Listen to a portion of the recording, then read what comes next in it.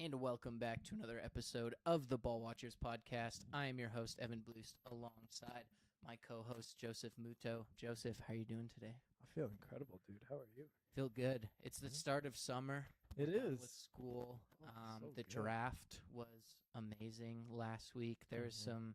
some really great moments, man. I think Yeah. I don't even know. I think my favorite definitely was when Max Iannich was picked, and then his brother or cousin's ass was just on the screen for like a good 15 seconds. That was a good moment. That was a good moment. Tyson spit all over the place was Yeah. also a lot of fun. That was I enjoyed heartwarming. It was like Yeah. it was funny, but you also just like felt for the guy because he was so overwhelmed with emotions, and he Mhm. really like I don't know. He made it a top 10 pick in Yeah. the NFL draft. Good for him, friend of the podcast, Jordan Tyson. Yeah. But I don't know, man. If I'm Max, I'm pissed at that Oh guy. yeah, dude. for sure, for sure. Another moment would be Ruben Bain just walking and not looking at the mirror. That was Yeah. so much fun, Thank dude. God, man. That mirror thing is so stupid.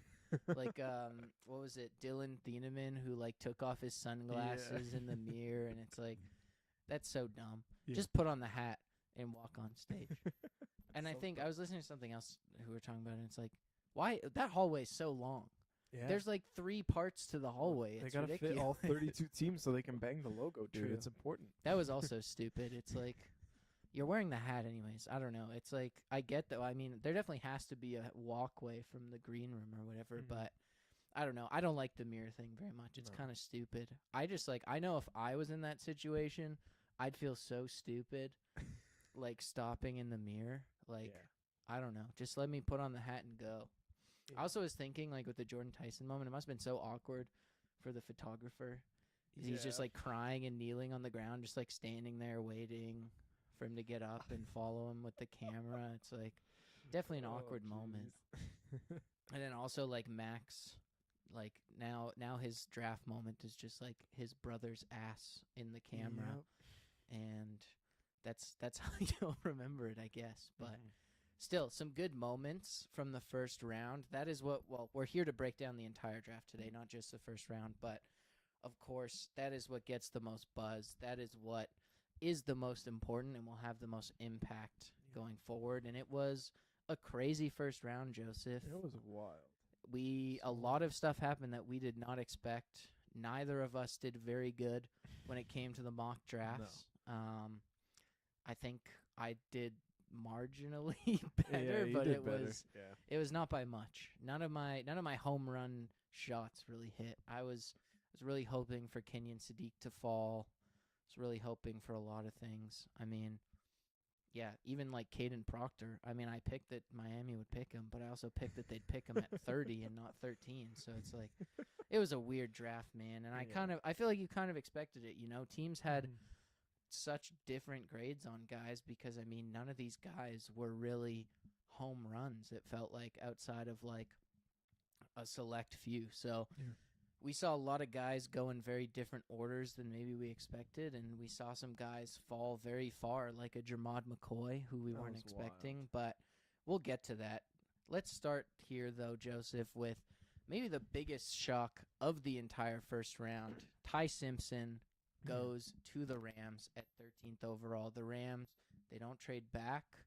They don't do anything. They stay put, and they draft Ty Simpson at number 13 to, I think, almost everyone's surprise. Yeah, it was a shock to everybody. And, looking back on it, I sort of understand the vision and I sort of see the process from the GM's perspective. But at the same time, it's a really bad pick. And I know that Yeah. might be confusing, but to me, like their thought process was we're never going to have the 13th overall pick in quite some time because we're going to be Super Bowl contenders. We have the best team in football and we have, a limited Super Bowl window. Why would we tank, get a high pick when we already have a high pick now? Let's use it as a quarterback pick and take Ty Simpson. The problem with it though is that just because Ty Simpson plays the quarterback position doesn't mean he's worthy of the 13th Oh, overall pick. Like God, no. he is projected to be a late first, early second round pick. Like that's the value. I mean, if you're the Rams, you could draft a Ty Simpson within the next 2 years and still have the 30th overall pick. You can still contend. go into 2027, take a first round quarterback, and then he can be your successor. It just, the value doesn't make sense for what the talent that you're getting at in Ty Simpson. And I mean, you see franchises do this in the past with Jordan Love. They drafted him 26th overall in 2020. Michael Penix, they weren't really sure about Kirk Cousins. He was just coming in, and they were expecting really, really high hopes for them to be, NFC championship bound when they signed Kirk Cousins. So take Michael Penix at 8 because you don't know when you're going to get a top 10 pick. And I think that's what the Rams were trying to accomplish with this pick. But Ty Simpson is not the prospect that Michael Penix was. You could have gotten the same caliber of talent and just continue to make a Super Bowl push. There are so many guys on the board at 13, and Ruben Bain, who you could pair with Jared Verse, or Makai Lemon, or Monroe Freeling, who you have a right hole or a hole on the right side of your offensive line with Havenstein retiring. So there were so many plays that you could have gone with if they had the 29th overall pick and they drafted Ty Simpson. This is an amazing pick by the Rams. But because it's at 13, it is way too rich for my liking, and it was a very stupid move because you have a Super Bowl window and you're not taking hold of it. You're just building for the future with a guy who really is not worth the talent that you drafted him at. It also just didn't seem like any other team wanted to trade up for this guy. Like, I really don't think the Steelers were going to move up. I also don't think the Steelers would have taken him regardless, to be honest, in the first round. The Cardinals would have had to give up, like, they would have had to trade up a decent amount. They would have had to trade from the back end of the first round if they were going to take him. So the Rams could have traded to, like, 22, 23, whatever, for a team like maybe the Chargers, who ended up drafting Akeem Mesidor, who maybe wanted a guy like Ruben Bain.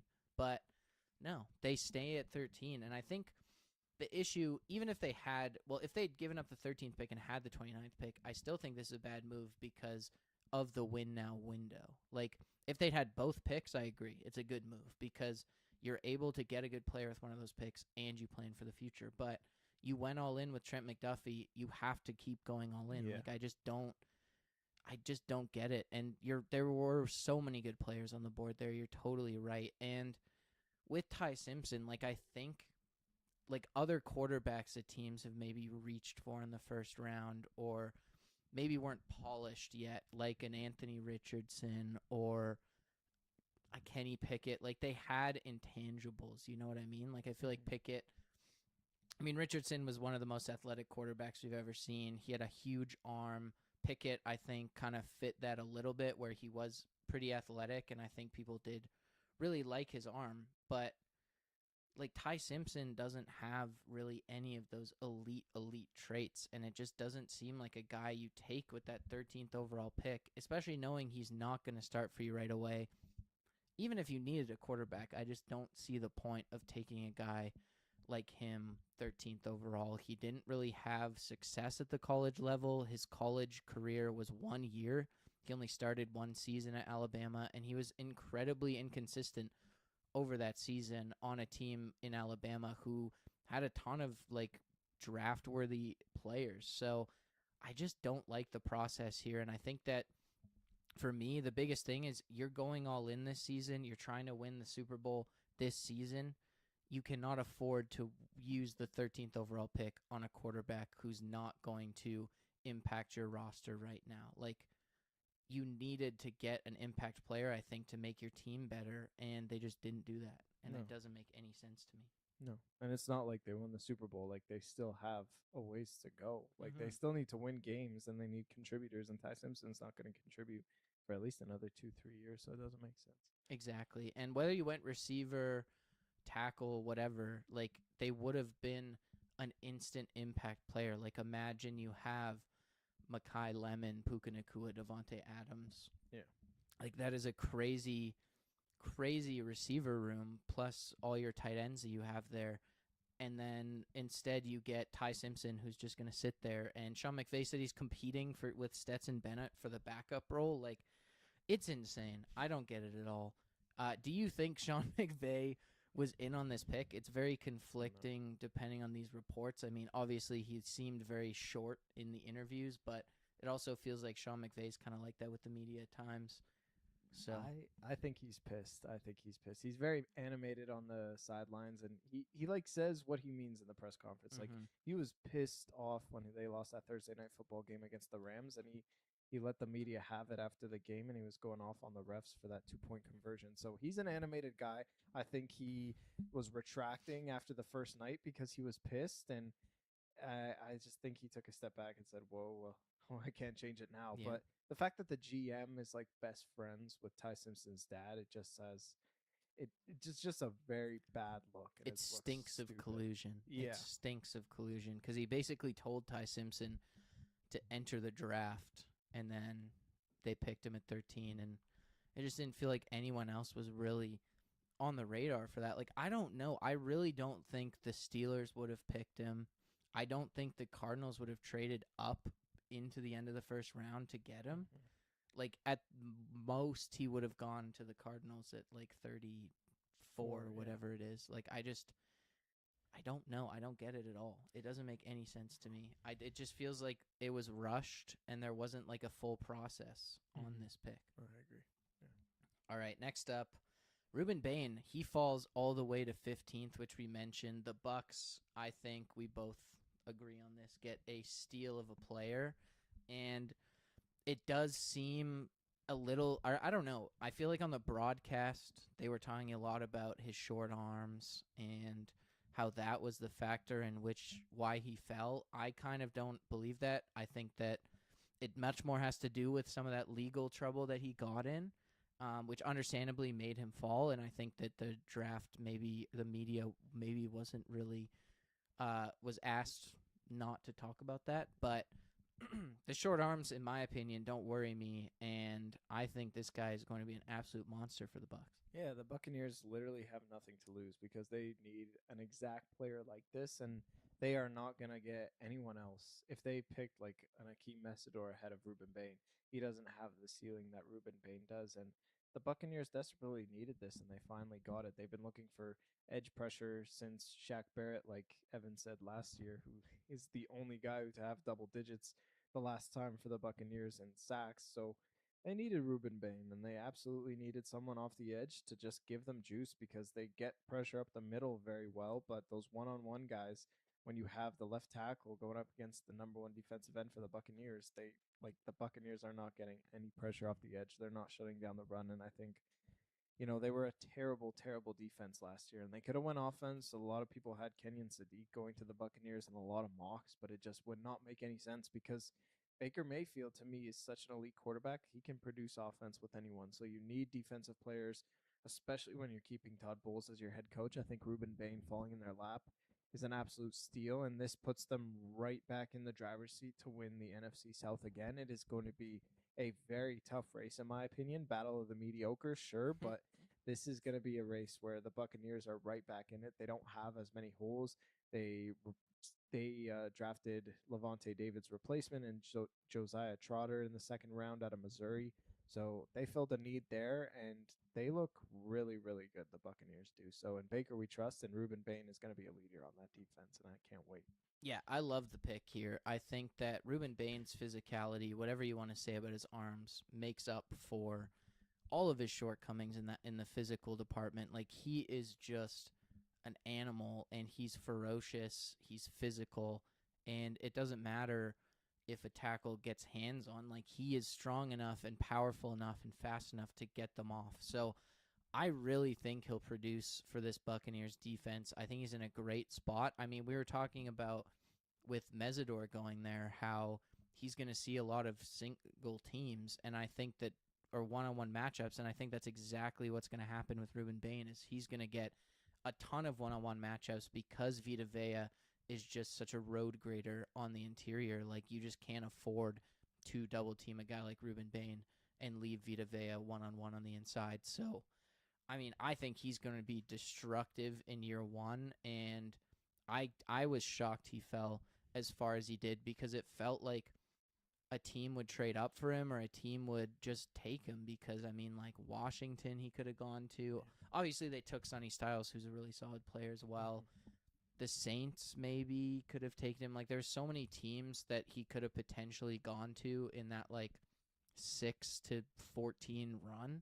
and he just didn't. And the Bucks, he just fell into the Bucks' lap, and they've got to be ecstatic about that. Yeah, for sure. And it's not like the picks previous. It's like, oh, how could you not take Ruben Bain? The rest of the picks like made Yeah. sense. So it's just a Except maybe Caden Proctor. The Except- yeah, Dolphins probably Caden should Pro- have drafted Ruben Bain. yeah, I agree. But yeah, it was a really good draft. I thought the Baltimore Ravens could have potentially drafted him, but Yeah, they got totally. a steal in Ione. So it's just how the cookie crumbles and what you want as a franchise and what your number one need is. And Ruben Bain was the best available player and the number one need for the Buccaneers, so it was a perfect home for him. Yeah, and they didn't have to give up anything extra to get him. Yeah, They that's just sat crazy. pretty at their pick, and he Mhm. fell all the way down to them. I mean, it reminds me of Jalen Carter with the Eagles a few years ago. It's the same kind of thing where you just the draft board falls in a very advantageous way for you, and you take advantage of it. And the Bucks did exactly what they should have here. So, yeah, I love it for the Bucks. I'm excited to see him in Tampa, and he only has to move like what 3-4 hours. Oh, perfect. Not Yeah, he's too in the bad. state. Yeah. Lucky him. Number 3, the Cowboys. They had an interesting draft, especially in the first round. Caleb Downs, another guy who slid. They stop his slide at 11. They trade up one pick to get him. I love the fit there. I thought that was a very, very smart move by Jerry Jones. And then with their second first-round pick, they also draft Malachi Lawrence, which was a bit of a surprise, I think, especially for us. Yeah, it was a big surprise, but for Caleb Downs to be a Dallas Cowboy, I think is a no-brainer for Jerry Jones. They desperately needed secondary help, and they got the best secondary player in this draft. And my only hesitancy with Downs to the Cowboys is that he has to play like a true safety position and be the last line of defense because that secondary is atrocious. They didn't address the corners. They didn't have a second-round pick in this draft. They could have drafted McCoy, but the whole league could have drafted McCoy. They get a corner in the fourth round, but that's really it. So you're still relying on Deron Bland to be your number one. And I think Caleb Downs is not just he's not gonna play as much in the box, which is kind of disappointing. You want to see him be a run stuffer that he is and make big time plays at the line of scrimmage, but he's gonna play more of a single high safety, and we'll see how he is as a ball hawk. And hopefully he can break up a lot of passes, which is what the Cowboys desperately need. So good for Jerry Jones to move up one spot. I think that the Dolphins would have taken him at 11. It was very smart. Give up a little extra draft capital and just take Caleb Downs there. And then for Malachi Lawrence, I mean, I don't really understand it. He's not on a lot of radars, but at that point, like you trade down from 20 to 23, Messidor's off the board at 22. Who are you really going to get? Cassius Howell? Like, if you think Malachi Lawrence is your guy, then so be it. You fill a need on the other side of Rashawn Gary. That defensive line looks really, really good. And I mean, they could have went corner with that pick, but to double up on secondary is also not the greatest because you're not getting as much pass rush and you're asking a lot of your rookie DBs to get the heavy load. So you balance it out a little bit. I think this was a great draft yet again for Jerry Jones, and I think he hit a home run, and this was a perfect 2026 draft. They needed defense, and they got that exactly. Yeah, I mean, I don't even think Caleb Downs has to play high safety because, well, they have Malik Hooker, who's more of a traditional high safety, but also their secondary is so bad they can just put him wherever. Yeah. Like at that point, you might as well just Facts. put him where he's going to be the best, right? So I don't know. We'll see him, I think, in a lot of nickel looks. We'll see him. I think we'll see him all over the field, truthfully, just because he's better than a lot of the guys on their roster currently, and I'm just very excited for Caleb Downs. I mean, it's annoying because it's the Cowboys, but it was a great pick. You have to stop that slide at some point, and I mean, some people thought he was the best player in this draft, and Yeah. getting that at 11 is fantastic value. I love the way Caleb Downs plays football. He's such a good tackler. He's so smart. He's so physical.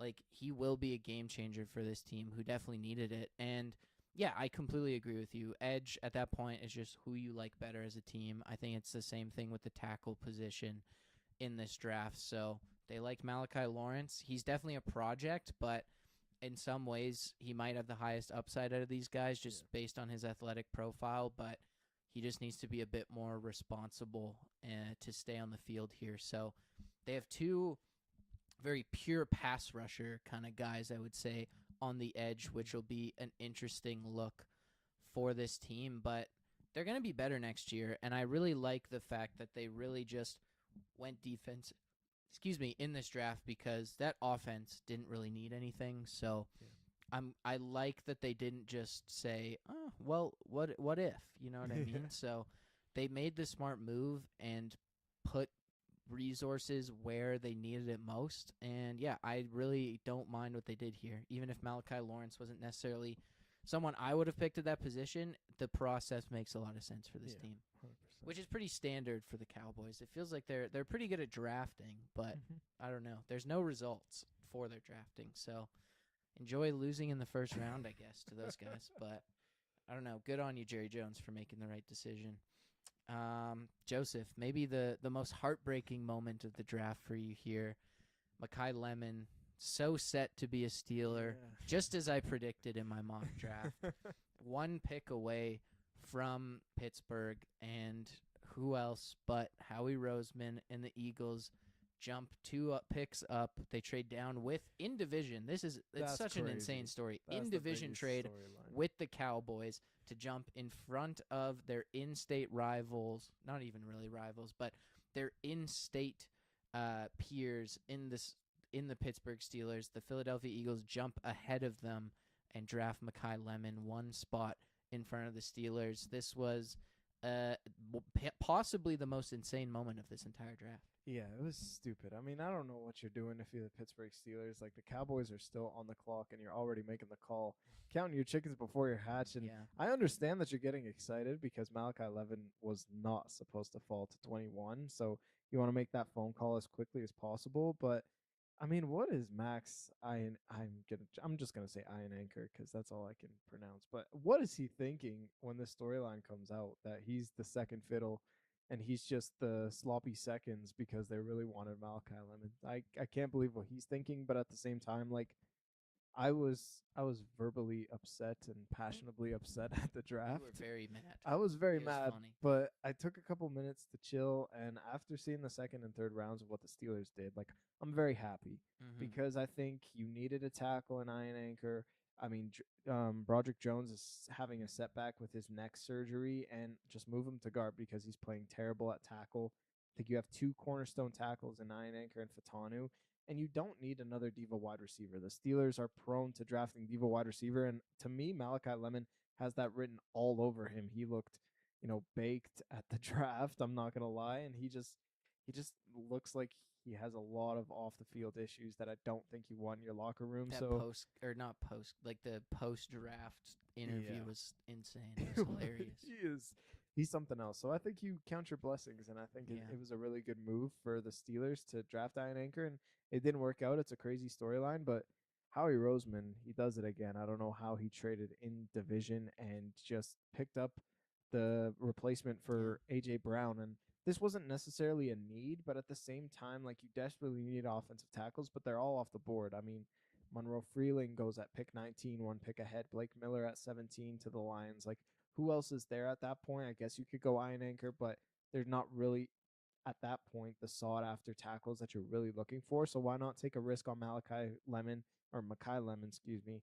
He's not supposed to be there at 20. He's only supposed to go at, like, the worst 16 to the Jets. He's there at 20. Take him and have him be your number 2 wide receiver. I think this is going to be yet again an explosive offense, and they desperately needed this with the departure of A.J. Brown. So both teams won, and I'm very happy for my Steelers, and the Eagles look really, really good yet again. Yeah, they really did get caught holding the bag. Very unfortunate moment. I think it's just like it's played up so much too, just because the draft was in Pittsburgh, and I think everyone was so excited to get Makai Lemon, and it felt like it was happening, and then all of a sudden it just crumbled around you. But you're right. I mean, the pick was great in Iron Anchor as well. Like, I think that's still a really solid pick. He has a ton of upside. He's super athletic. He's a huge guy. Like, I really like the move. I don't think they had to settle for a prospect necessarily. They maybe had to settle at a position, but yeah, it's not a bad pick. And I mean, we'll talk about it a bit later, but the guy they got in the second round in Jeremy Bernard, I really like as well. So they made up for it at the end of the day. And for the Eagles, I mean, I just don't get this move at all because, like, Makai Lemon was a solid player. He has that, like, really aggressive demeanor. He can play in the slot. He can play outside. But, like, I just don't understand what's going on with Philadelphia. Like, I guess you're just signing away A.J. Brown at this point, which seems kind of insane to me. So, I don't know. I guess A.J. Brown's at the door, or if he's not, this is a really solid receiver room. But I truly feel like the Eagles needed a lot. Like, the Eagles probably needed Ian Anchor more than they needed Mekhi Lemon, regardless of A.J. Brown's status. But I don't know. I guess if he's not going to start right away, because Ian Anchor would not start for the Eagles right away. I guess you're drafting for the future, but at the same time, if Lemon's there and he can make an immediate impact, I just don't see like why that would be a bad. But that's what the Eagles thing. do. They always draft for the future. So I it's guess like, so. I don't know. But there were like 6 offensive linemen gone while the Yeah. Eagles were picking, so it gets tough at that point to not take best available player when you have Mekhi Lemon, who's probably like a top 12 pick in this Yeah. draft. What was it? It said he had like a 12% chance of being. How do they? I Yeah. don't even know. How do they make those numbers? I have That's no got to just idea. be like complete BS. That's my thought. I guess maybe it's like based on mock drafts or something Mhm. where, but like it just, how can you know the percentage likelihood of someone being there for something that is completely random, essentially? Like I don't know. Yeah, That didn't make any weird. sense. If you're betting on that, you're insane. You're a sicko. You might like betting a little too much. Next story, the last story, we touched on it before, but Jermod McCoy, both of us expected him to be a first-round pick here. Honestly, I was hoping Seattle would draft him at 32 instead of Jadarian Price, but he falls all the way to the 4th round and is drafted by the Raiders. And I mean, at that point, I think that's a great pick because this is a guy with first-round talent, and if he's healthy and you're optimistic, he will be a really solid player for this Raiders team, and you gave up very minimal draft capital, but it does definitely raise some concerns about his knee. Yeah, it's a huge concern, and I thought honestly that this had the makings to be the next Will Johnson, but Will Johnson was a very early second round pick who was supposed to be top 10. Jermod McCoy was supposed to be top 10, and now he falls all the way to the 4th. And doctors just don't like the process of the ACL tear and how it's like it's almost off the knee bone or something like that. I saw reports of. So Yeah, they have to go in and fix it. But yeah, my confusion with this is like, even if he was out for a season, how is a team not taking a flyer in the second round? You know what I mean? 100%. It's like, obviously you're not getting immediate impact, but second round pick, you still have 4 years on the contract. You still have 3 years of him under contract, back fully healthy at a possible like Pro Bowl, All Pro level, and he falls all the way to the 4th round. Like I don't get it. Yeah, he should have been like late second, early third. After D'Angelo Pons goes at 50, like you have to take a flyer because there's no way that late second, early third is going to have the upside of Jermod McCoy. So I'm shocked that he fell that low. But yeah, the Raiders get an absolute steal, and they don't need him to start right away. So it was perfect. It was just a really unfortunate story. So I don't know, man. Like this NIL money is getting way too crazy where guys want to stay in college for so long. Like Jermod McCoy was supposed to be a top 10 pick even before. Like just take the NFL draft combine and just go with it. Don't need to stay in Tennessee for another 2 years because this is the risk that you run because NFL money is way different than NIL money, and you should absolutely 100% get your call up to the league, regardless of whether you're going to get paid NIL money or not. So just take it, dude. And this should be a lesson to all the college athletes, in my opinion. Yeah, but at the same time, still set for life. So, you can't complain either way. I don't know, I'm optimistic. I think Jermod McCoy will be fine, even if it does take a year to really recover. Like, I just feel like the rehab might be a lot for him, and he's going to have to work really hard to get back. But I just feel like he'll get there. I don't know. It'll take some time for him to get used to as well because he'll be out of football for so long. But I have faith. It just is, I guess, that time that you're devoting to this guy for however long. But I don't know. I believe in Jermod. So, all right. Before we move on to the next segment here, I just have a couple reflections from the draft. Okay. Number one, I love this time of year. I mean, It's so funny looking at it after because, like, I don't know. I think when the pick happened, just looking on social media, I'm going to use Ty Simpson as an example here. There's a lot of guys, a lot of Rams fans, very pissed at the move. But then, you know, you are forced to accept what has happened. You know what I Yes. mean? And then you see all these same people coping essentially, and it is great because then the next day they're like, well, it could work out, and just the optimism. I love it. I'm a fan. I don't think it's bad. I'm not trying to make fun of the Rams fans who have done this. It is just a funny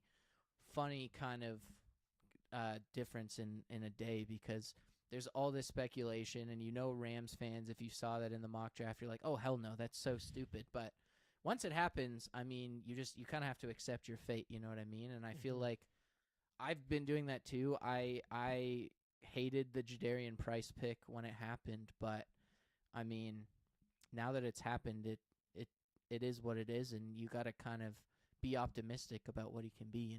Yeah, I did the same thing just now with Makai Lemon. Like I was Yeah. mad, and then the next day I'm like, "Oh, Iron Anchor's so good," and look Yeah. at Jeremy Bernard. He's way better than Lemon. Like, no, he's not, but I Still have a to good accept player. it. Exactly.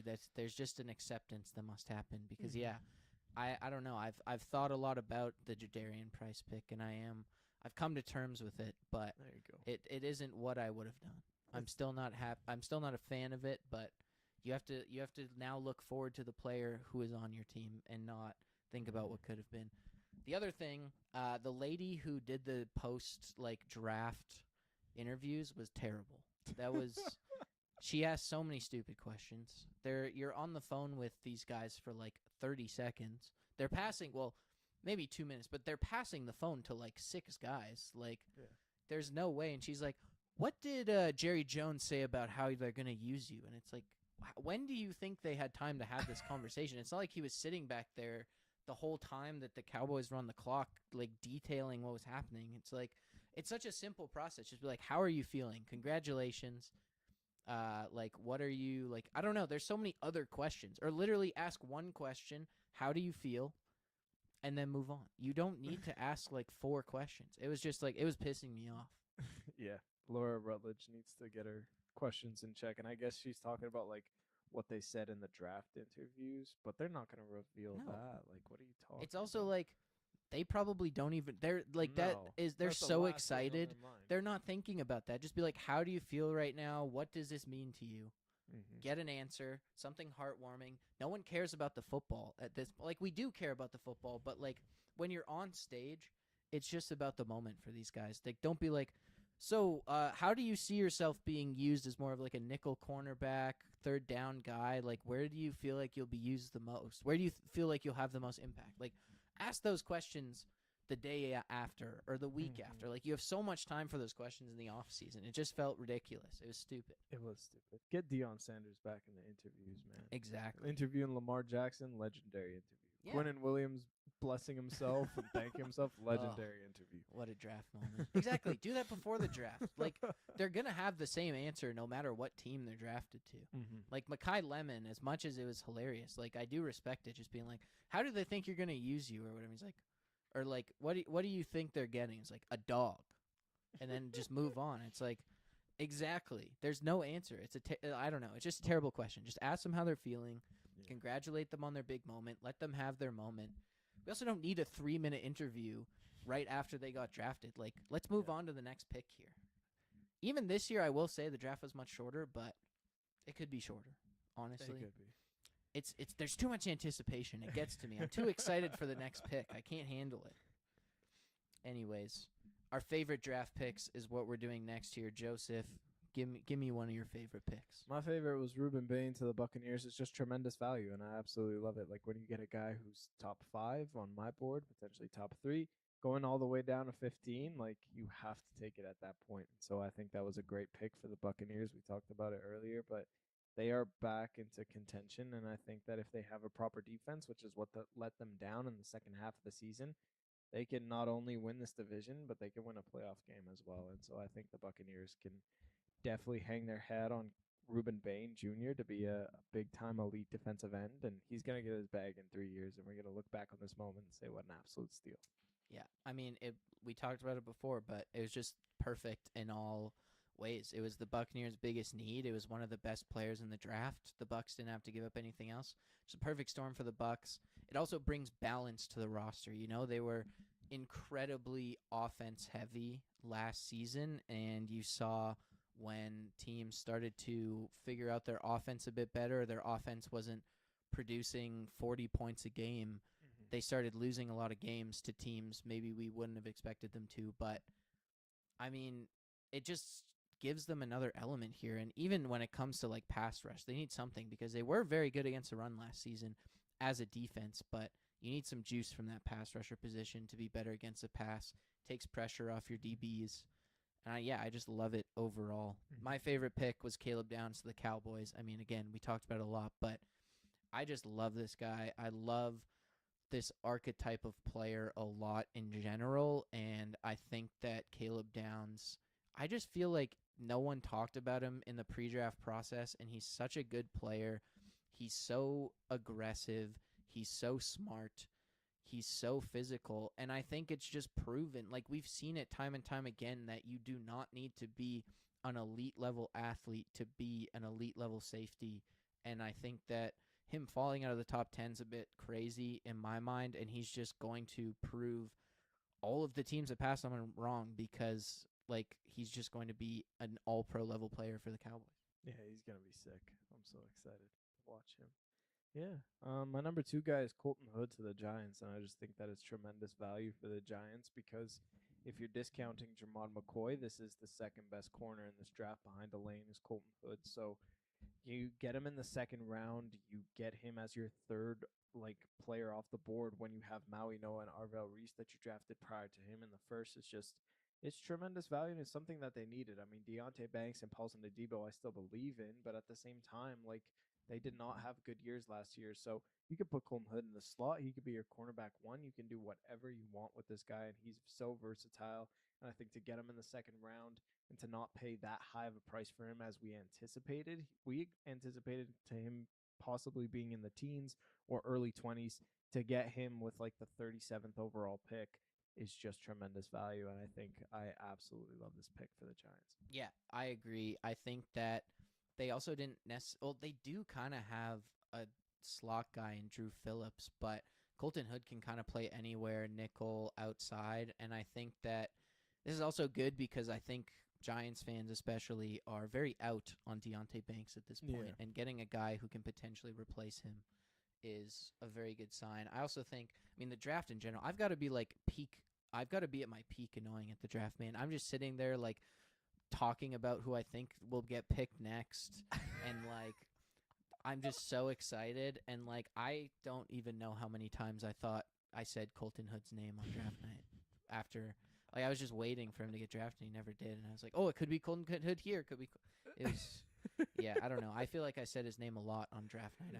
I was hoping he would get drafted. I've done that too so many times. I think I did that with Keldrick Folk this year, honestly. Yeah. The best part of the night, I think, at least for me, this was a good moment, is when, I don't know, we were in a heated mock draft competition for some very big prizes, money, $50. $50.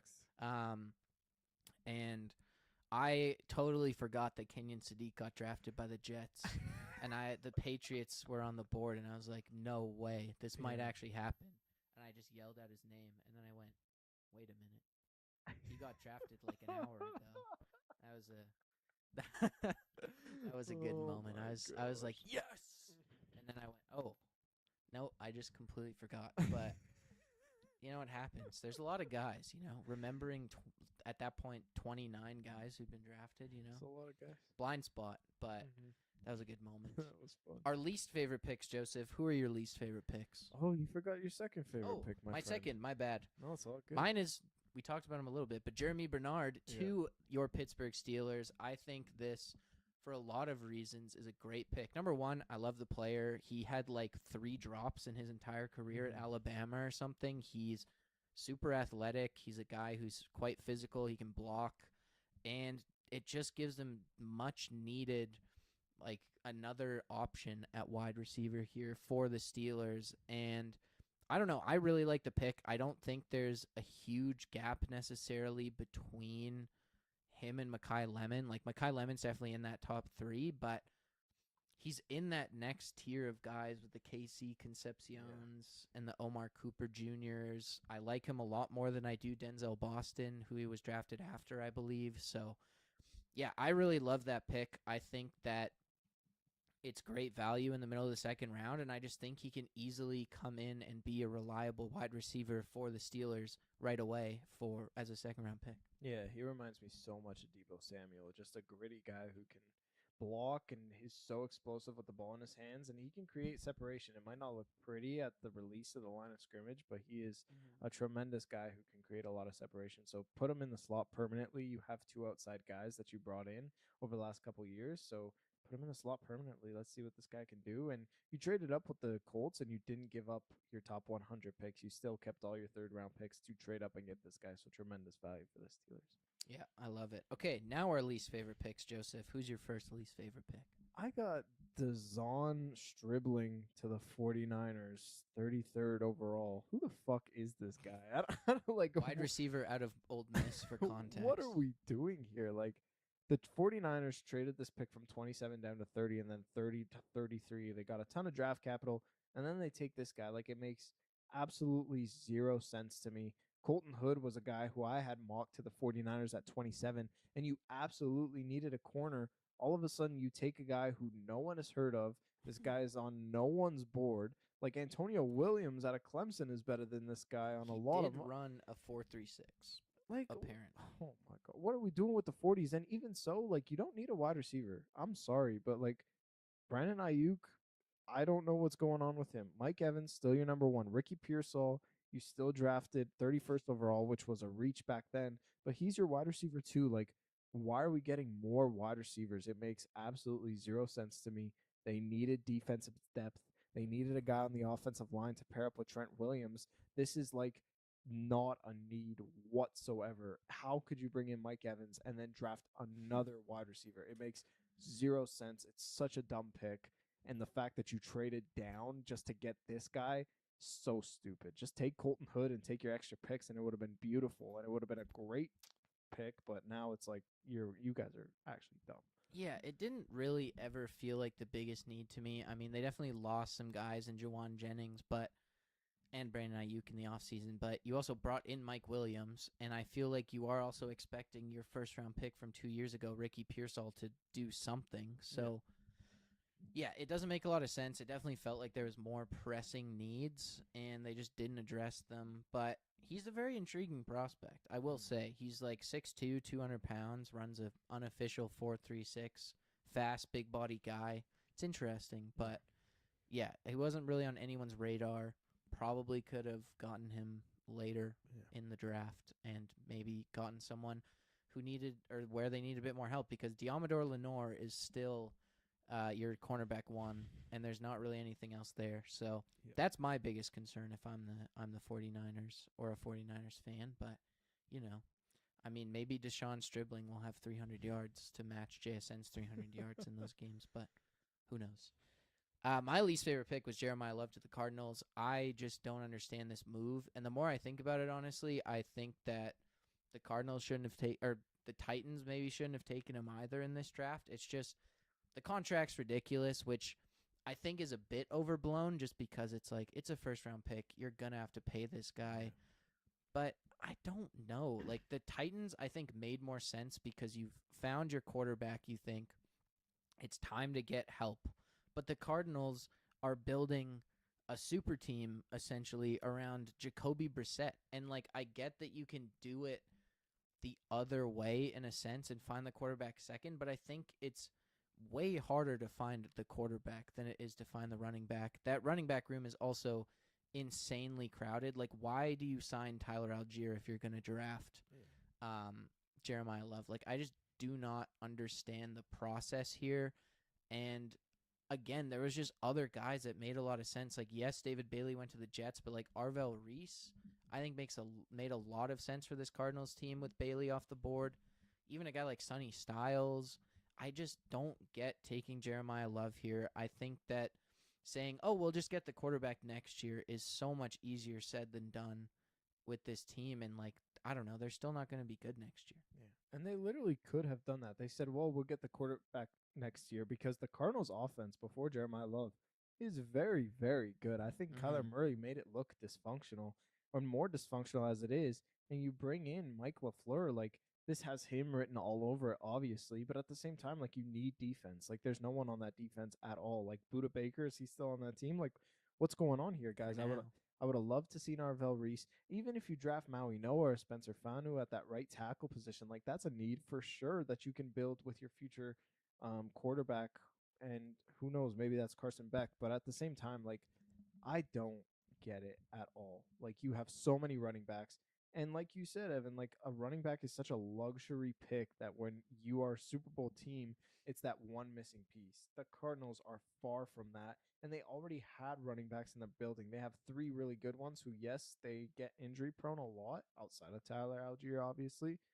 But it doesn't mean you need to get more depth with a third overall pick. It's just too valuable of a pick to take Jeremiah Love with. And I understand that he is all worldly, but the Cardinals are far from this pick, and this is so far beyond their talent that this should never have happened.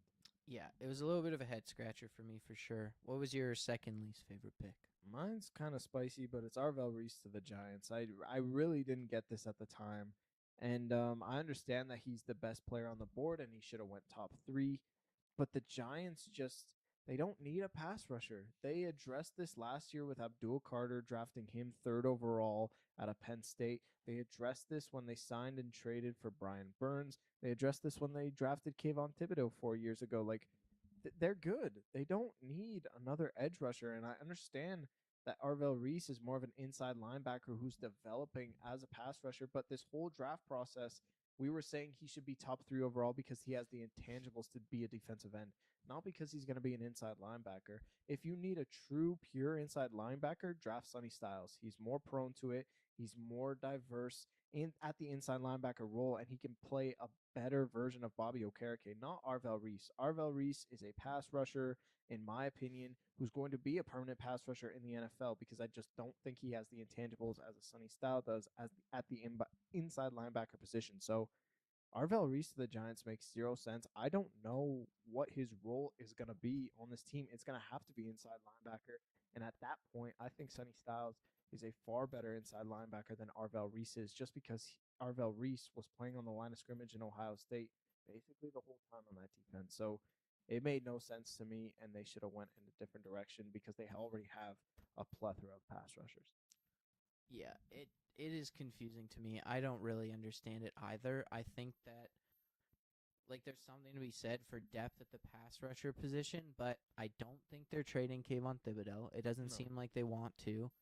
And you have all these guys. Like I just don't get it. Unless, like you said, he's playing middle linebacker. But again, like you said, I would have rather picked Sonny Styles at that point because of continuity. Like the versatility is very intriguing. Playing him at middle linebacker, having him blitz from the second level, it's intriguing, but the fit just doesn't make sense to me. It's either you get the true middle linebacker or you pick another position. Like it doesn't feel right. It's a weird blend there, and I just don't know where he fits in. Like it's definitely going to be scary on 3rd down, but I don't know about the fit here. I think that obviously there wasn't like an interior defensive lineman. You could take that early, and they did end up getting a really solid tackle in Francis Maui Noah at number 10, so I really like that pick. But Arvell Reese, best player available when you just spent such a high pick on Abdul Carter last season, is a bit of a head scratcher. I don't hate it, but it does feel like a little bit confusing at this point with what you're going to do with him. Like I'm curious to see what he does because I think he wants to be a pass rusher is the other thing. And if he's just playing middle linebacker the whole time, is he going to be really that happy with that? So I don't know. I wouldn't have made that pick, but I'm not Joe Shane. So I don't know. My second least favorite pick here was Caden Proctor, the Dolphins. Just felt like a reach. I think this was a guy that I just didn't see him as the third best tackle in this draft. And also, you just barely miss on Spencer Fano and Francis Maui-Noa, and then you decide to take Caden Proctor, who I just am not high on as a prospect. He has a really high ceiling, but again, like I said in the mock draft episode, like I just have Evan Neal vibes from him. And I mean, if they're a bit more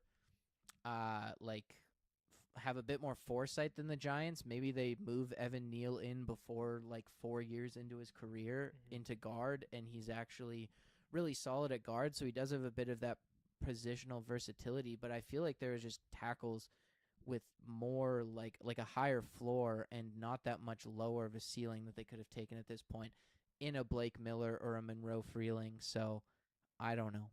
Yeah, it's tough. I don't mind the pick for Caden Proctor. If he's your offensive tackle, he's your offensive tackle. I feel like you're not the hugest fan of Caden Proctor, so this would be, regardless of who the team was, this would be a least favorite pick for you. But I mean, yeah, I don't mind it. I just think that if Mekhi Lemon's not the number one wide receiver, which I don't think he would be in this Dolphins offense, or he would be, he just wouldn't thrive in that role, then you go offensive tackle. And I mean, Ruben Bain is being on the board really hurts them to pair up with Charles Robinson. I think would have been awesome. But you're Kenyon addressing Sadiq maybe too. Yeah, like, for sure. I don't know.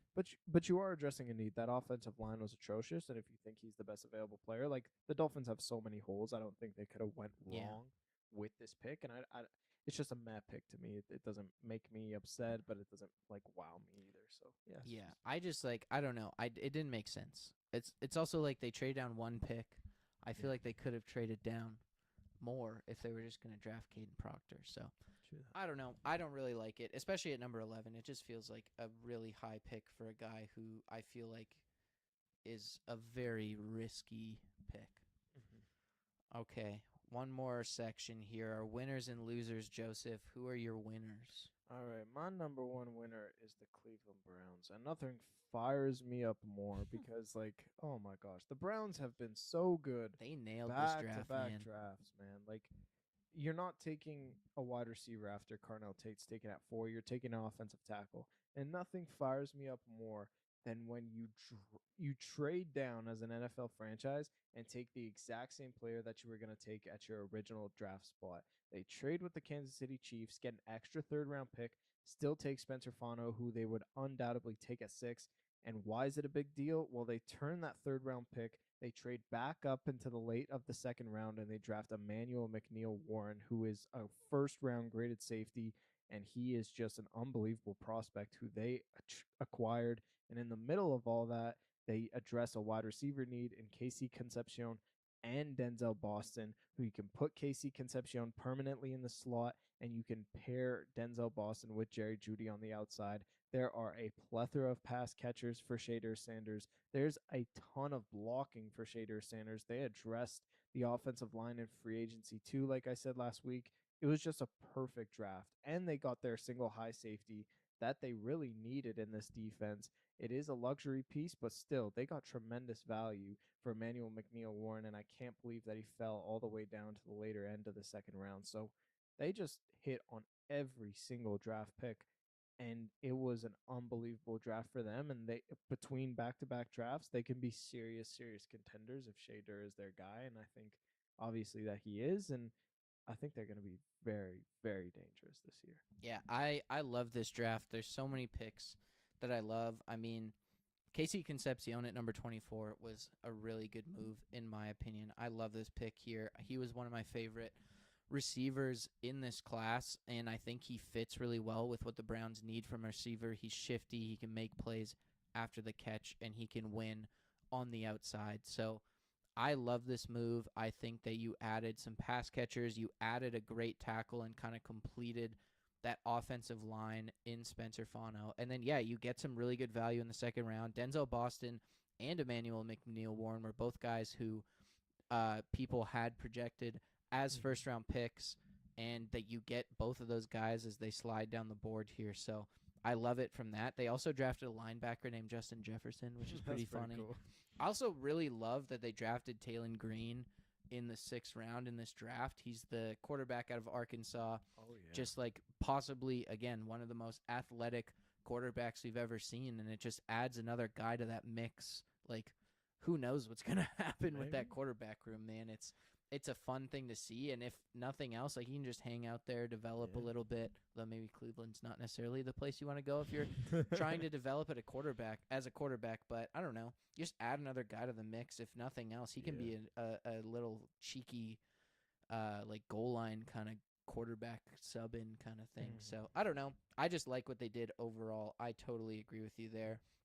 My number one here is actually the Chiefs. I really like what the Chiefs did in this draft. They did trade up to draft Mansour Delane, but they really didn't give up a lot to do so. And I think that securing your cornerback one of the future in this draft was a huge win here. They jumped the Saints and the Commanders, who are both teams that definitely could have drafted Delane as Oh, yeah. well. So it was a very logical trade up here.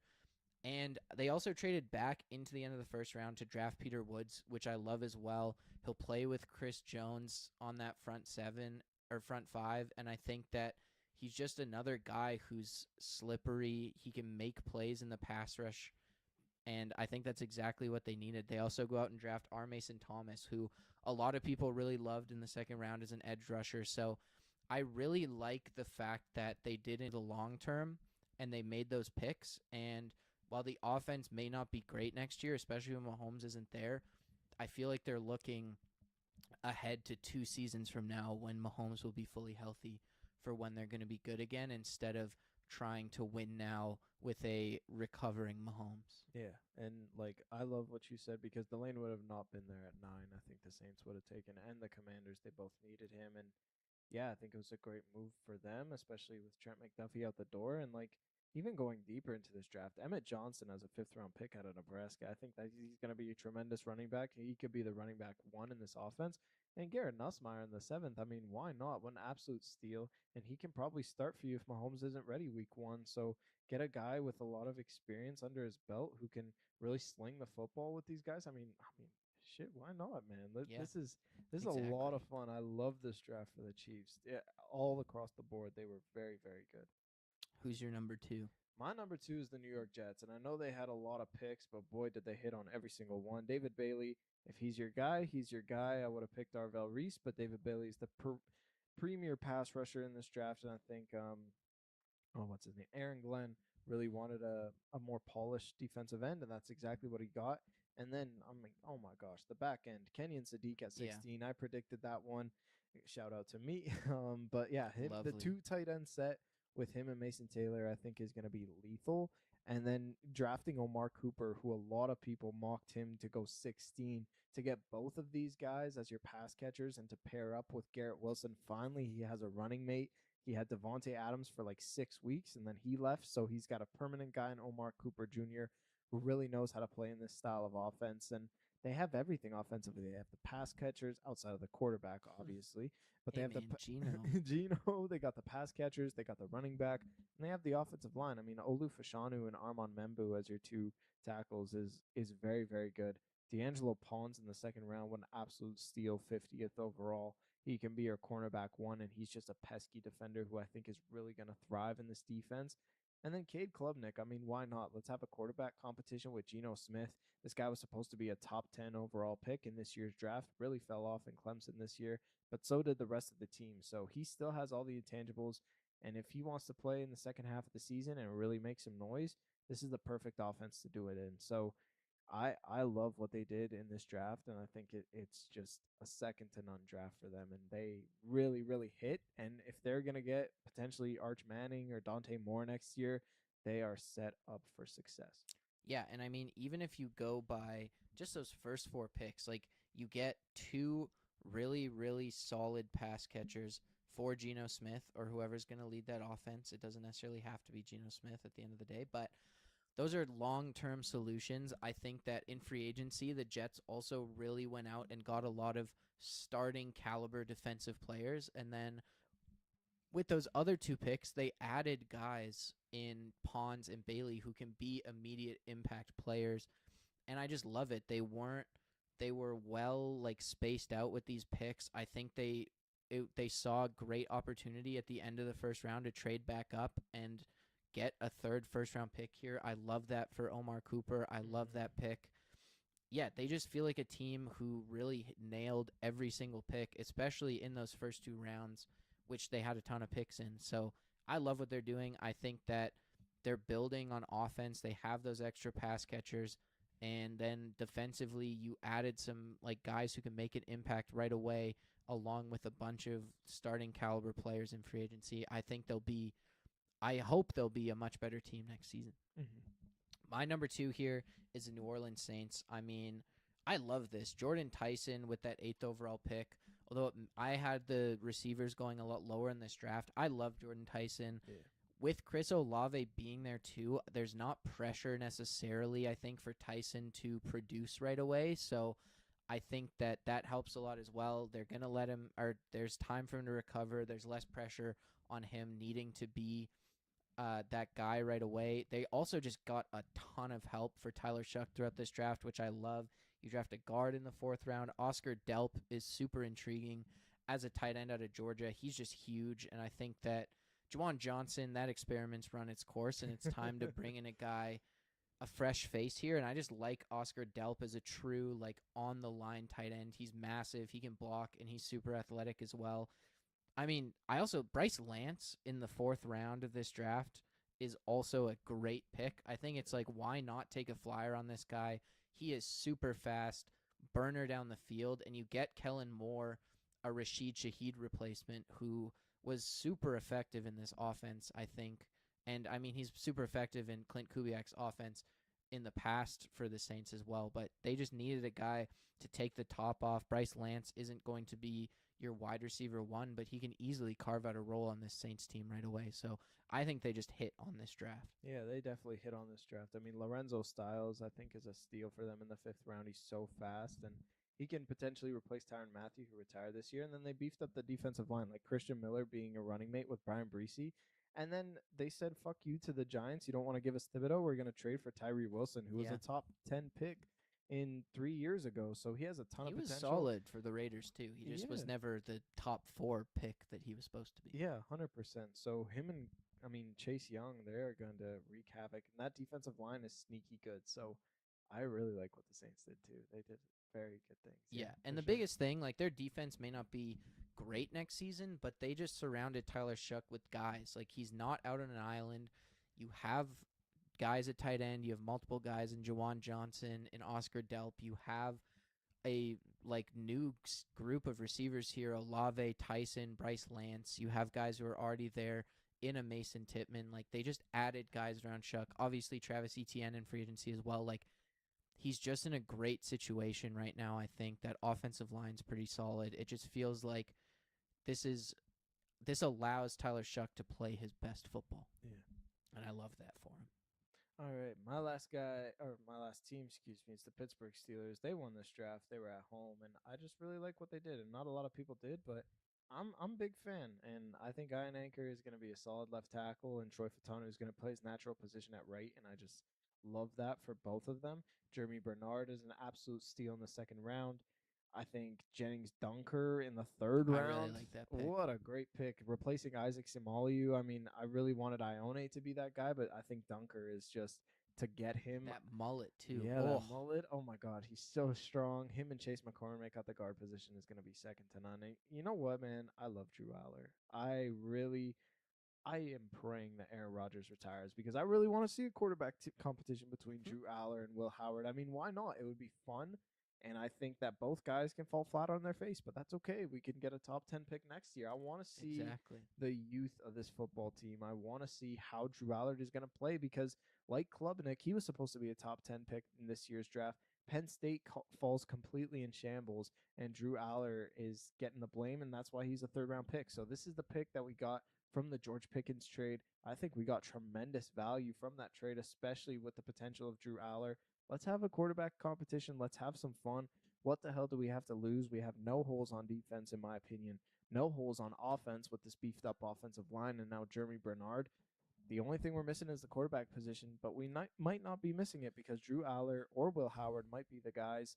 Let's see it. I just want to see it. I'm desperately looking to see it. I do not want to see Aaron Rodgers in this Mike McCarthy offense. I just want to see the young guys guys play, and let's play with house money. What the hell do we have to lose? Yeah, I totally agree. I love the Drew Aller pick. I mean, we talked about those top two picks a lot already, but Drew Aller just feels like the perfect move for this team where it wasn't super high. Like, they didn't give up a lot. It was a third-round pick, which they had multiple of. And he's a guy with just all the intangibles. This is the project quarterback you take a flyer on. I mean, he's like 6'6". He's massive. He is the guy with the rocket launcher on his arm. He can make plays with his legs. Like, that is the type of guy you take a flyer on, not a Ty Simpson if I'm the Rams or really any team. But just like a great move by the Steelers. Those first two picks ended up working out really well for them as well. I really like Jennings Dunker as well. Like, it just felt like they hit a slam dunk with this draft, man. I love it for the Steelers. Hopefully they can make it out of the first round of the playoffs. Or, I mean, if you have one of these two quarterbacks starting in Will Howard or Drew Aller, maybe it's a growth season for them, and you get a top 10 pick next year and can make this team even better. Yeah. My last team here on the winner's side is the Ravens. I really like what Baltimore did here, starting off with Vega Ione. Of course, this was the pick they kind of had to make after losing Tyler Linderbaum in free agency, but at the same time, this guy's just a road grader, and he doesn't play center, so you still have a hole at center, but I just love this pick. I think he is just so physical. Putting him in front of Derrick Henry just seems like something teams will not want to face next season.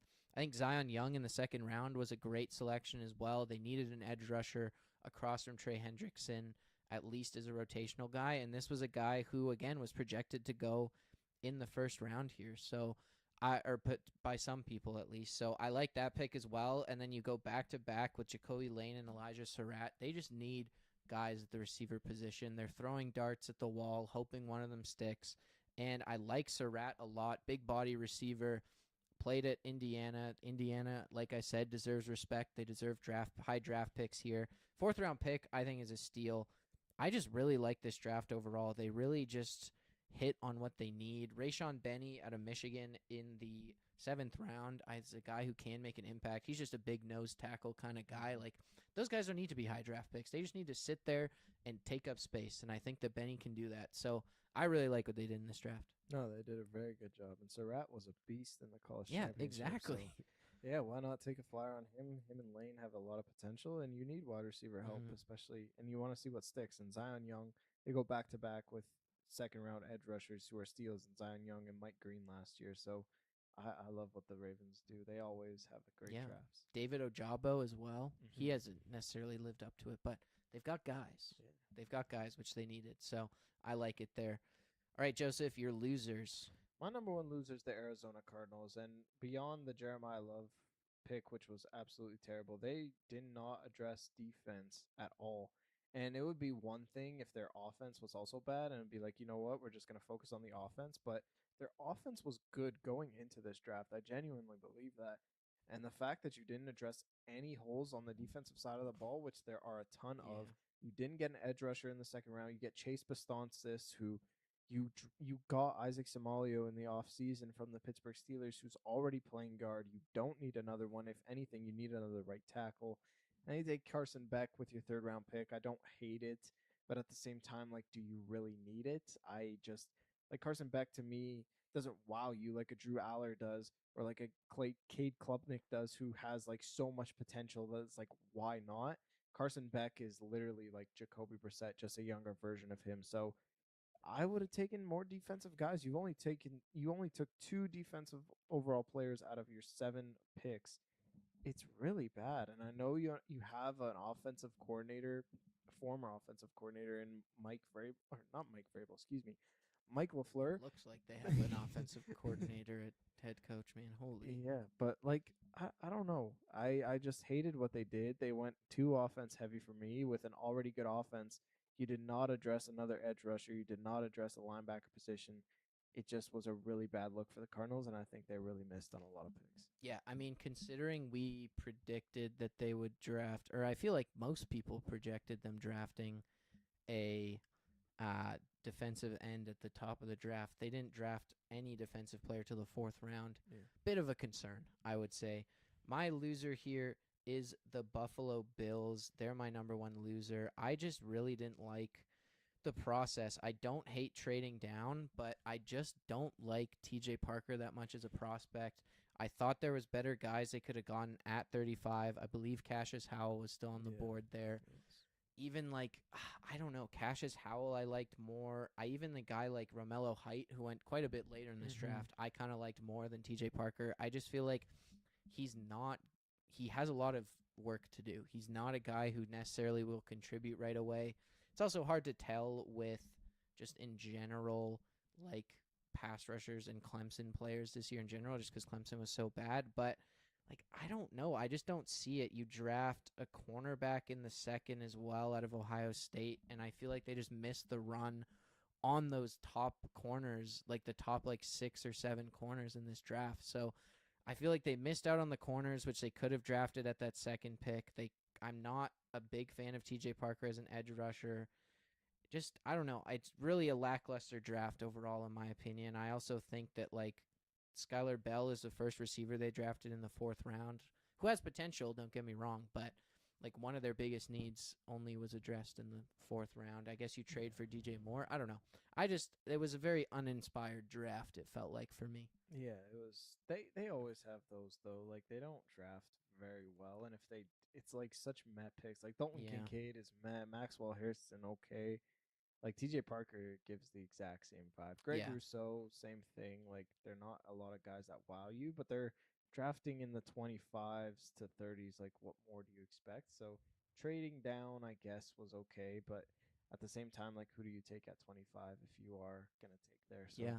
Colton Hood. I Our guess guy. so. Yeah, our guy. Or Keldrick Falk. He was still on the board. Yeah. My number 2 guy or team, excuse me, is the Las Vegas Raiders. And yes, they got Mendoza. They got the best player in this draft, but we all expected them to do that. It's about what they did after. And outside of Jermod McCoy, who I mean, they passed on 2 other times, so it's not really like a steal for me, especially if he's not going to play this year. They take a safety and Trayton Stukes out of Arizona with that 2nd-round pick. There's so many other ways that they could have went. Especially at 38. Yeah, man, like I really did not get it there. So I would have liked to seen Denzel Boston at least get a wide receiver that Fernando Mendoza can get there. I mean, Denzel Boston was still on the board. I was shocked that the Vegas Raiders didn't take them because Trey Tucker is your number 1 wide receiver, and that does not wow me in any capacity. They didn't So, draft a receiver till the 6th round. yeah, that's absolutely crazy. And it's not like they addressed positions of need. They wasted a 3rd-round pick on a center. Like, did you not just draft sign Tyler Yeah. Linderbaum? Like, what are we doing here? It was just a dumb draft for the Vegas Raiders. They did not really. They had more needs. They didn't have a ton, but they had needs at the wide receiver position. They had needs at the corner position. They got lucky by getting McCoy, but at the same time, like that's not great value, especially if he's not going to play early on in the season. So I'm just very confused by the Raiders, and outside of Mendoza, I don't think they did anything to really wow me. Yeah, and Mendoza's still basically only throwing to Brock Bowers, unless Jack Besh, their 2nd-round pick last year, comes out of the woodwork. I don't know what's going to happen there. And they could have had Colton Hood and Jermod McCoy from this draft. Yeah. So our guy, Colton Hood, could have been there. My next team here is the Vikings, and it starts with Caleb Banks. I just don't get this pick, man. They have spent so much capital on the trenches here. It just does not make any sense to me. I really just don't see the vision with this pick. Yes, he has a lot of potential, but at the same time, there's so many other needs that this team has, and drafting Caleb Banks at 18 didn't make a lot of sense for me. I also think they really didn't address a lot of their positions of need. I mean, they drafted a fullback in the 5th round in this draft, man. Like, I just don't get the process here. Like a linebacker in the 2nd, they have solid linebackers. You have Blake Cashman and not Orlando Pace, Ivan Pace, excuse me, who have been playing really well. Like they needed help at the secondary. They needed another receiver. Like they didn't address any of those positions with any sort of high pick. I just don't see the vision here at all. I don't mind it.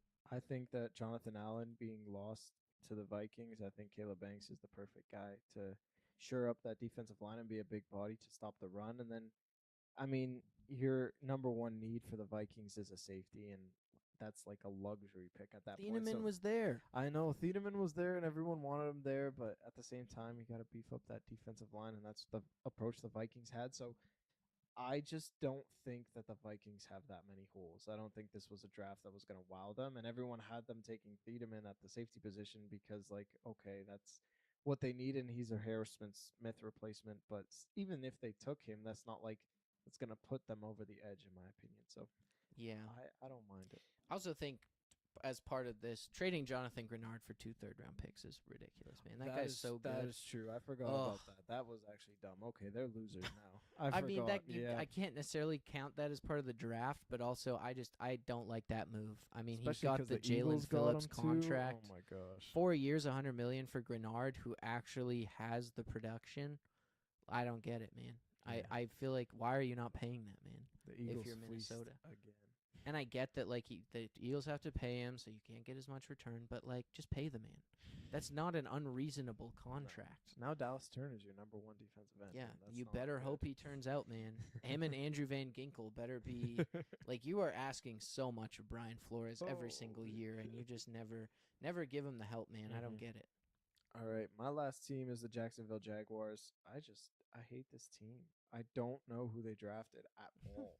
The N- only pick that made sense was Pregnon. Yeah, Pregnon was a great steal in the third round. I thought he was going to go in the second, but outside of that, I don't know any of these guys, and I understand you don't have a first round pick, but Nate Borkircher is your first player off the board. Like, didn't you? Don't you have Strange? Like, I don't. 2 picks after Eli Stowers, too. So dumb. It makes no sense. I was the third tight end off the board. It makes literally no sense to me. I don't know any of these guys. I'm looking at their board and I'm like, Yeah. what? Wesley Williams. This 2 this tight draft ends, makes no too, sense. and 2 wide receivers. Like, crazy. A very strange draft. Yeah, I mean, I guess you addressed the need with Pregnon at the offensive line, but I guess you don't have a ton of needs. But I would have liked to seen a lot more corners go in this draft, but a lot more They have some needs. linebacker. But yeah, they do have needs, and they didn't address a single one. So this made no sense. They had a terrible draft, and I don't know any of the guys that they drafted outside of Pregnon. Yeah. I mean, the tight end thing's interesting. I saw something like this was the most tight ends drafted, and I mean, I've seen a few videos on this as well where everyone's just recreating what the Rams did, but who ran like 3 tight end sets constantly last season and would pass out of them. So I think that's what teams are doing, because there was multiple teams who drafted multiple tight ends in this draft, but it's crazy, man. Especially with the Jags, where you don't have a first round pick, you cannot make your first pick a tight end. No, That's insane. My last team here is the Los Angeles Rams, starting with Ty Simpson, but moving forward. Again, Max Clare in the second round, another tight end out of Ohio State. I mean, he has potential. He's a big blocker. He's physical. But they already have so many tight ends. They also Yeah. drafted a tight end in the second in round the last second year. round last year. Oh You my have gosh. Tyler Higbee still. You have Colby Parkinson. They have the tight ends to run their 3 tight end scheme already. They didn't need to draft another tight end. Like, it just felt like they didn't draft the 2 positions, or maybe 3 positions, you can say, that they needed the most. And while the Rams do not have a lot of holes, don't get me wrong, they didn't draft a tackle till the 3rd round. They didn't draft a receiver till the 6th round. And they didn't draft a linebacker at all. They only had 5 picks in this draft, but like, I just don't get what they did. And Ty Simpson, terrible pick. We already talked about that, but the rest of the picks don't make sense either. No, they're so dumb.